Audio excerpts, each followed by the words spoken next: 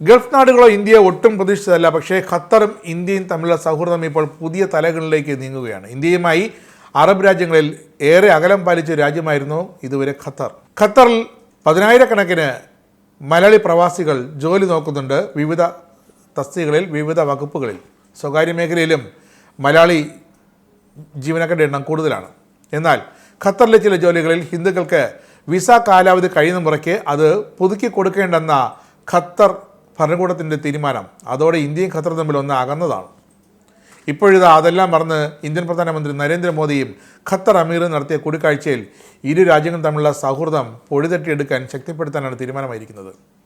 ഉഭയകക്ഷി വ്യാപാരം അടുത്ത 5 വർഷത്തിൽ ഇരട്ടിയാക്കാനും ചർച്ചകൾ തീരുമാനമായിട്ടുണ്ട്. 1-2 5 ധാരണാപത്രങ്ങളിലും 2 കരാറുകളിലുമാണ് ഖത്തർ അമീറിൻ്റെ ഇന്ത്യ സന്ദർശന വേളയിൽ ഇരു രാജ്യങ്ങളും ഒപ്പുവെച്ചത്. ഇരട്ട നികുതി ഒഴിവാക്കാനുള്ള കരാറിലും ഇന്ത്യയും ഖത്തറും ഒപ്പുവെച്ചു. വളരെ നിർണായകമായ തീരുമാനമാണത്. പ്രത്യേകിച്ച് US പ്രസിഡന്റിൻ്റെ US-ലേക്കുള്ള താരിഫ് ഭീഷണി നിലനിൽക്കെ ഇന്ത്യയും ഖത്തറും ഇരട്ട നികുതി ഒഴിവാക്കുകയാണ്. ഇന്ത്യയും ഖത്തർ തമ്മിൽ പ്രതിവർഷം $14 ബില്യൺ വ്യാപാരമാണ് നടന്നുകൊണ്ടിരിക്കുന്നത്. അടുത്ത 5 വർഷത്തേക്ക് ഇത് ഇരട്ടിയാക്കാനാണ് ഇരു രാജ്യങ്ങളും തമ്മിലെടുത്ത മറ്റൊരു നിർണായകമായ തീരുമാനം.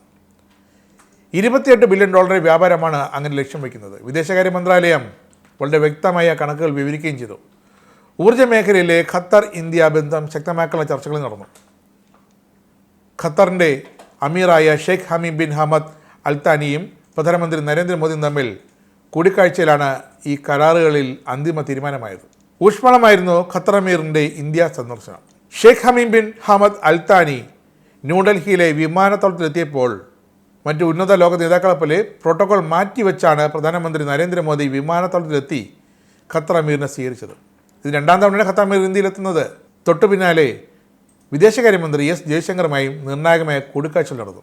ഇന്ത്യയുടെയും ഖത്തറിൻ്റെയും സുരക്ഷാ കാര്യങ്ങളടക്കം ആ കൂടിക്കാഴ്ചയിൽ ചർച്ചയായി. ഖത്തർ പ്രധാനമന്ത്രിയും വിദേശകാര്യമന്ത്രിയുമായ Sheikh Mohammed bin Abdul Rahman bin Jassim അൽത്താനിയും ഖത്തർ അമീറിനൊപ്പം ഉണ്ടായിരുന്നു. ഇരുവരും ഇന്ത്യ ഭരണകൂടവുമായി വളരെ നിർണായകമായ കൂടിക്കാഴ്ചകളാണ് ഇപ്പോൾ നടത്തി പൂർത്തിയാക്കിയത്. രാഷ്ട്രപതി ദ്രൗപദി മുർമുവുമായും ഖത്തർ അമീർ കൂടിക്കാഴ്ച നടത്തിയിരുന്നു. എന്തായാലും ഇനിയങ്ങോട്ട് പ്രവാസികൾക്ക് ആശ്വസിക്കാം.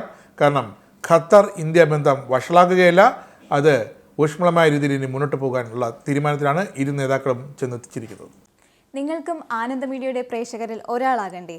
യൂറോപ്പിലും US-ലും ആഫ്രിക്കയിലും അടക്കം പ്രവാസികൾ ഉള്ളയിടങ്ങളിലൊക്കെ ജനപ്രിയ ചാനലുമായി ആനന്ദ് മീഡിയ ഒപ്പമുണ്ട്. ഏഷ്യാനെറ്റ് ഫ്ലവേഴ്സ് അടക്കം നിങ്ങളുടെ വിരൽത്തുമ്പിലെത്തും. ആദ്യം റോക്കു ബോക്സ് സ്വന്തമാക്കുക. അതിൽ നിന്നും ആനന്ദ് മീഡിയ ആപ്ലിക്കേഷൻ ഡൗൺലോഡ് ചെയ്യുക, ഇൻസ്റ്റാൾ ചെയ്യുക. എന്നിട്ട് 02085866511 എന്ന നമ്പറിൽ ഞങ്ങളുടെ കസ്റ്റമർ കെയറിൽ ബന്ധപ്പെടുക. അല്ലെങ്കിൽ +91 735 660 3747 എന്ന നമ്പറിൽ വാട്സപ്പ് ചെയ്യുക. ആനന്ദ് മീഡിയയുടെ സേവനങ്ങൾ സ്വന്തമാക്കുക. മറ്റു ചാനലുകൾക്കൊപ്പം ആനന്ദ് TVയും എൻജോയ് ചെയ്യുക.